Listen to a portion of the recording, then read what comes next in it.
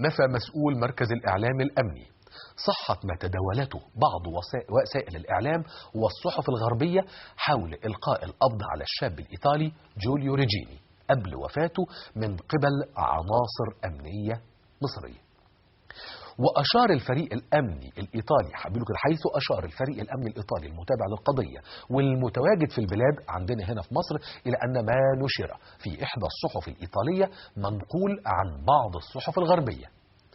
وفي نفس البيان هو بيأكد مسؤول مركز الإعلام الأمني أن بعض الصحف الغربية نشرت معلومات غير صحيحة نهائيا تتصل بظروف اختفائه، وأنه فريق البحث الموسع المكلف لكشف ظروف وملابسات وقعة مقتل الشاب الإيطالي يواصل جهوده على مدار الساعة في إطار كامل من التعاون من الجانب الإيطالي في هذا الصدد. والداخلية كمان بتكمل كلامها وبتقول أنه هيتم الإعلان عن نتائج جهود البحث في هذه القضية حال التوصل إلى معلومات مؤكدة. طبعا بيان الداخلية جه رد على ما نشرته صحيفة الانديبندنت البريطانية وصحيفة نيويورك تايمز الأمريكية، واللي أشاروا فيه إلى تورط الأمن المصري في قضية مقتل جوليو ريجيني. ده المنشور في انديبندنت. النهاردة الصبح كمان صحيفة سانداي تايمز نشرت تقرير كررت فيه نفس اللي نشرته نيويورك تايمز والانديبندنت حول ايه؟ حول تورط الامن المصري في عملية قتل جوليو ريجيني. كويس؟ جت الداخلية المصرية الحقيقة ومن 6 ساعات، حلو، ده بقى اللي احنا عايزينه، سرعة، نشرت نفس بيانها اللي نشرته صباح اليوم ولكن باللغة الإنجليزية. برافو، دي سقفة.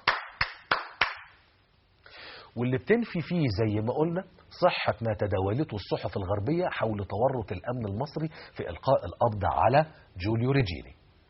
بيان الداخلية المصرية حول تكذيب تقارير بتاعة نيويورك تايمز والانديبندنت أو حتى سانداي تايمز نشرته معظم الصحف الإيطالية.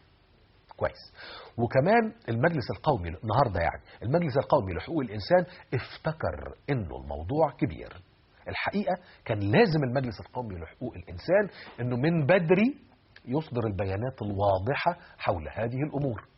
المهم نشروا خبر وقالوا فيه الآتي: نطالب بإجراء تحقيق دقيق ونزيه لإجلاء غموض هذا الحادث والكشف عن الجناه وتقديمهم للعدالة حتى لا يفلتوا من العقاب. تابع المجلس القومي لحقوق الإنسان بجمهورية مصر العربية وقال: وسوف نتابع التحقيقات وتعلن نتائج ما تم التوصل إليه للرأي العام. البيان بتاع المجلس القومي لحقوق الإنسان شدد على حاجة، شدد على أنه استباق نتائج التحقيق ليست في صالح أحد. المهم معانا النهاردة تقرير نشرته، وتقرير مهم جدا جدا، نشرته صحيفة لا كوريرا دي لا سيرا، دي صحيفة إيطالية ومن الصحف الحقيقة واسعة الانتشار أيضا. عملت فيه حوار مع مين بقى؟ مع عمرو أسعد. عمرو أسعد هو صديق لجوليو ريجيني، وأكد أن اللي ذكرته نيويورك تايمز بشأن اعتقال صديقه من قبل قوات الأمن المصرية غريب للغاية. ورد على نقطة ذكرتها نيويورك تايمز في تقريرها لما قالت أن الشرطة المصرية وأوقفت أو قبضت على جوليو ريجيني لأنه تعامل معهم بحماقة. ده كان الكلام اللي قالوه إيه نيويورك تايمز. أسعد رد وقال إيه في حديثه مع كورييرا دي لا سيرا؟ قال الآتي: هذا جانب آخر من الهراء طبقا للصحيفة الإيطالية، لأنه جوليو كان هادئا ومسالما، كما أن الشرطة المصرية ليست من سلطتها توقيف أي شخص يسير في الطرقات. ده صديقه اللي بيقول قد تفعل ذلك في حالات تتعلق بالأشخاص المتجولين أو المشكوك فيهم. هو يمكن يكون الترجمة هي مشردين لو صح التعبير أو عليهم شبهة، المهم مشكوك فيهم، مشتبه بهم يعني.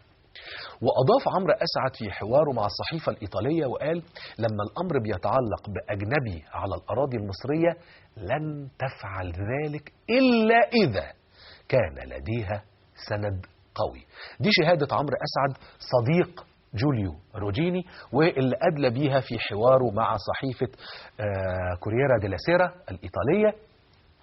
عرضنا هذا الموضوع موجود دلوقتي قدام حضراتكم تقدروا انكم ايه تبحثوا هذه الامور. احنا بنحاول حقيقه كنا نكلم عمرو اسعد صديق جوليو روجيني، الا ان هو دلوقتي موجود في اجتماع وبالتالي تعذر الاتصال بيه. هو قال حاجه الحقيقه واحنا طبعا بنحاول نتاكد بيها. قال ايه؟ قال انه جزء من ما نشر في الصحيفه الايطاليه، انا ما قلتوش بالطريقه دي، يعني